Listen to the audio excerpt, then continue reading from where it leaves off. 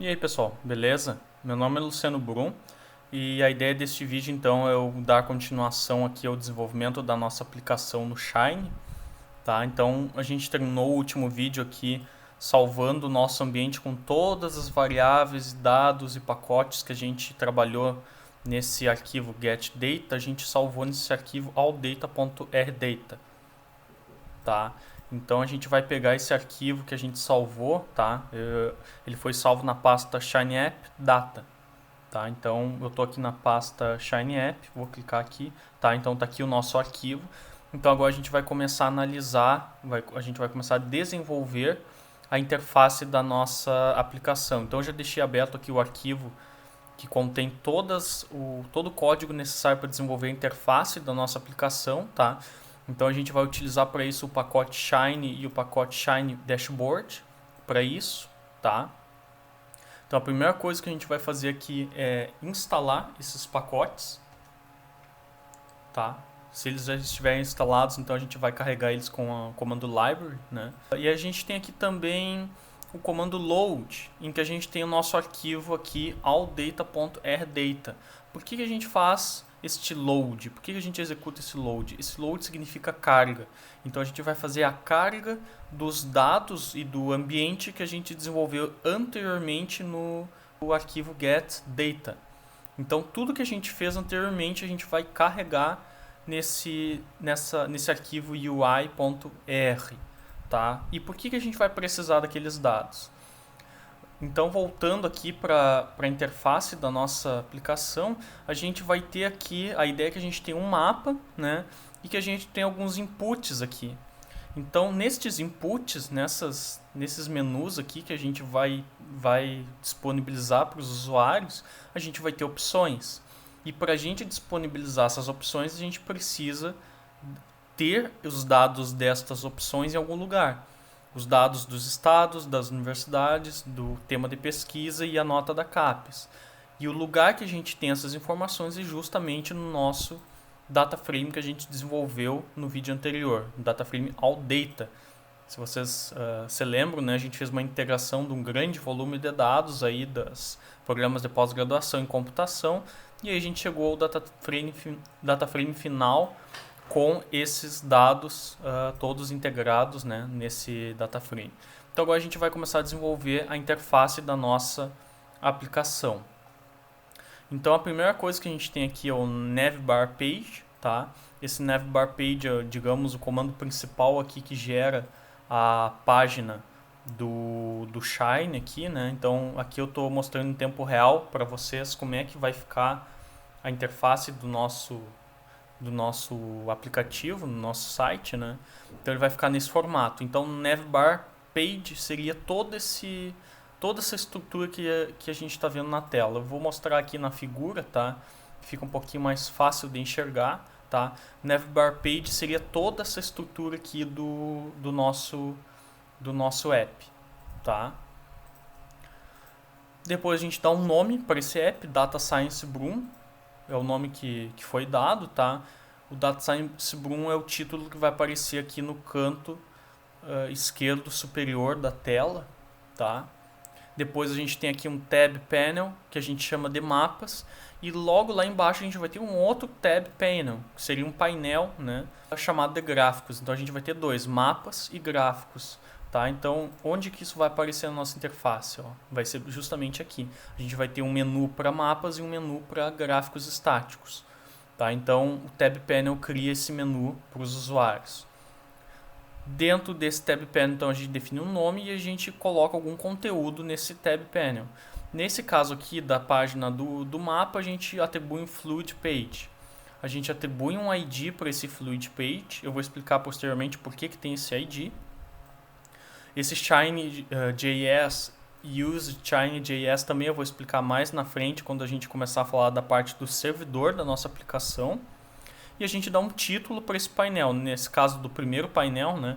Programas de pós-graduação em computação do Brasil. Onde que isso aparece? Aparece justamente aqui, ó. Programas de pós-graduação em computação no Brasil, o nosso title panel, né? Que a gente definiu ali no código. Depois a gente define o layout da nossa página, a gente vai definir o layout como sidebar, tá? Para quem não conhece, sidebar, a questão é que a gente tem aqui uma barra lateral. Isso é o sidebar, toda essa estrutura aqui lateral. Até eu coloquei, destaquei aqui, né? Sidebar panel. Então a gente vai ter um sidebar aqui, onde a gente vai colocar os inputs. E aqui seria o main panel, que seria o painel principal, que é onde a gente vai exibir o gráfico principal da nossa aplicação. Então aqui dentro do sidebar layout a gente vai ter o sidebar panel, né, que é justamente aquela coluna do lado esquerdo, e a gente vai ter um ID para esse painel e vários inputs. Cada um desses select inputs é um dos nossos menus que a gente vai ter na aplicação.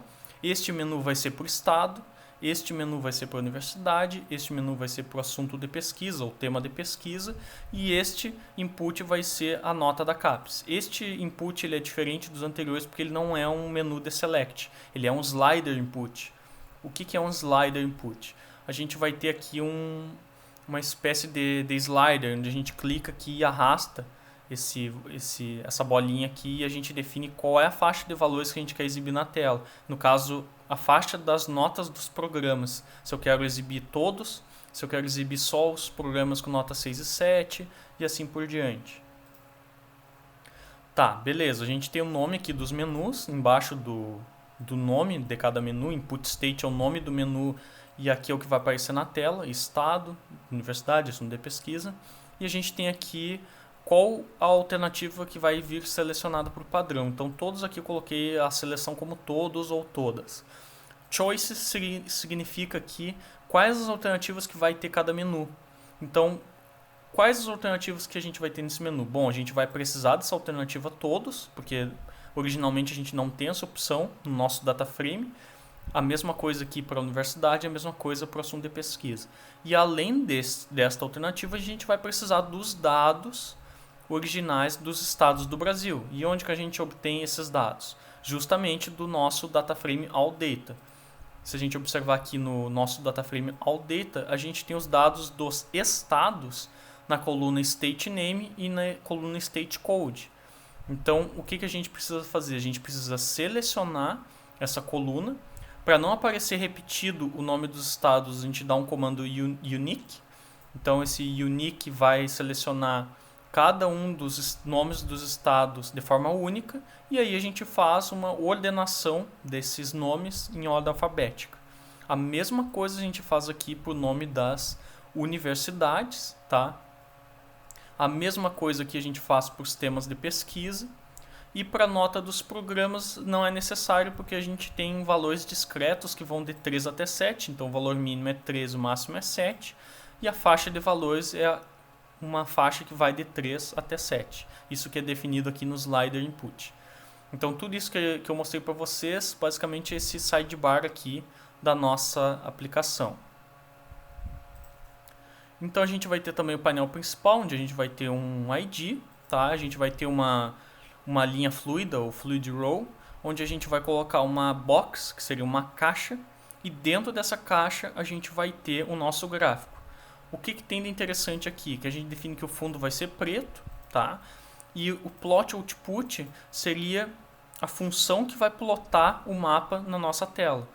Esse é o identificador do nosso mapa, ele é chamado de map, onde a gente vai utilizar ele no servidor, no lado servidor da nossa aplicação. A gente define um tamanho aqui, nesse caso a gente utilizou 900 pixels. E aqui o width, igual a 12, significa que eu quero que esse gráfico ocupe toda a tela relativa ao Fluid Row, tá? Pessoal, então esses são detalhes específicos do Shine, tá? Se alguém tiver alguma curiosidade sobre como é que funciona o layout do Shine, eu vou deixar o link na descrição do vídeo para vocês tirarem eventuais dúvidas sobre por que é 12 e por que não é um valor parecido aqui com weight 900 e por que não seria 1200 aqui. Tá? Bom, aqui então seria a aba dos gráficos, tá? Pessoal, vou mostrar para vocês aqui como é que vai ser os gráficos. Aqui seria a aba dos gráficos, onde a gente vai ter 3 gráficos principais, tá? Então o que a gente vai ter aqui vai ser, aqui a gente vai utilizar o Shine Dashboard. Então a gente vai ter uma página Dashboard Page, em que a gente vai desabilitar o header e o sidebar desse dashboard. A gente não vai utilizar essas duas ferramentas do layout, a gente só vai utilizar o dashboard body, que seria o corpo, né, do nosso dashboard. A gente só vai utilizar realmente o corpo do dashboard. Não tem header e também não tem menu lateral nessa opção. Então a gente vai definir uma fluid row para esse dashboard body, ou seja, isso vai ser uma linha fluida na nossa aplicação. Então esse fluid row é justamente toda essa parte aqui com esses dois gráficos na mesma linha, tá? Então o que a gente vai ter aqui é um título para cada um dessas caixas, que a gente chama de box aqui, né? Então a gente vai ter título, a gente tem alguns parâmetros aqui, né? A gente quer que o header desses dois gráficos que eles apareçam de forma sólida, por isso que eu coloquei true nos dois. E collapsible significa que a gente quer um efeito na hora de exibir esses gráficos, que seria esse efeito aqui, ó. O collapsible igual a true, ele permite que a gente faça isso com o nosso gráfico. Então a gente dá um nome aqui pro gráfico, né? Bar plot 1 é o nome do nosso gráfico, e a função que plota o gráfico é plot output. Tá? Esse bar plot 1 é o nome que a gente vai dar do lado do servidor, que a gente vai apresentar no próximo vídeo. Aqui o width igual a 6, né? E aqui também significa que cada um dos gráficos vai ocupar metade da tela. Tá? Então por isso que é igual a 6 cada um deles. O tamanho máximo do fluid row é 12. Então 6 para cada um vai ocupar metade da tela. Pessoal, então o último gráfico aqui, ele é um gráfico de linha, tá? Que vai ser essa outra fluid row aqui, um pouco maior, em que a gente vai ter o gráfico de linha e dois inputs aqui embaixo, tá? Cada um dessas features dentro de uma box, tá? Então aqui a primeira box vai ser o nosso gráfico, tá? A gente tem um título por esse gráfico, os mesmos parâmetros de anteriormente. A gente coloca aqui uma descrição, mais adiante eu explico o que é essa descrição. A gente pula 3 linhas abaixo dessa descrição para fazer a plotagem do nosso gráfico. E aqui a gente coloca 12 para esse parâmetro aqui, né, de largura, para a gente ocupar todo o espaço disponível dessa fluid row. E aí a gente tem, fora deste box, em outras duas boxes separadas, tá? A gente tem novos inputs, tá? Só para destacar aqui, a gente tem duas boxes dentro de uma outra box, tá? Percebam também que o fundo é background, a gente setou todos eles para preto, black, e cada uma dessas boxes, elas são um input. O que são os inputs dessa parte aqui da nossa aplicação? São os tópicos de pesquisa que a gente quer que apareça nesse gráfico. A gente pode ter um ou pode ter dois. Então, para apresentar isso na tela, a gente vai precisar das opções das linhas de pesquisa, tá? Então, para isso, a gente seleciona a coluna Research Name do nosso LinePlot1 Data, que a gente desenvolveu anteriormente. Para quem não lembra, o LinePlot1 Data é aquele data frame que a gente vai apresentar o histórico de evolução dos programas de pós-graduação por linha de pesquisa, tá? Então, basicamente, o que a gente vai fazer aqui é pegar o nome da linha de pesquisa, pegar de forma única para não apresentar resultados repetidos e ordenar de forma na ordem alfabética, né? E aí a gente vai deixar selecionado sempre a primeira linha de pesquisa que aparecer nesse menu. E a mesma coisa para o outro menu, só que o outro menu ele vai ter opção nenhum, porque aí se o usuário quer apresentar apenas uma linha de pesquisa por vez, ele vai ter essa opção nenhum no segundo input. O resto é basicamente a mesma coisa. Pessoal, então a interface da nossa aplicação é bem simples, basicamente vai ser isso. Tá? É isso que a gente precisa minimamente para poder desenvolver essas duas telas aqui, né? Uma em que a gente vai ter a seleção dos parâmetros para exibir um mapa dos programas de pós-graduação do Brasil, e a gente vai ter uma outra tela aqui com outras informações a respeito das linhas de pesquisa e um quantitativo genérico aqui do número de programas por estado. Pessoal, o vídeo basicamente era isso. Muito obrigado pela atenção de todos. Deixem o like, se inscrevam no canal, compartilhem com seus colegas que gostam aí de análise de dados. E por enquanto era isso. No próximo vídeo, então, eu vou apresentar o lado do servidor, em que a gente vai processar essas informações para poder apresentar de forma organizada nesses gráficos, né, todas as informações dos programas de pós-graduação que foram coletadas. Muito obrigado e até a próxima.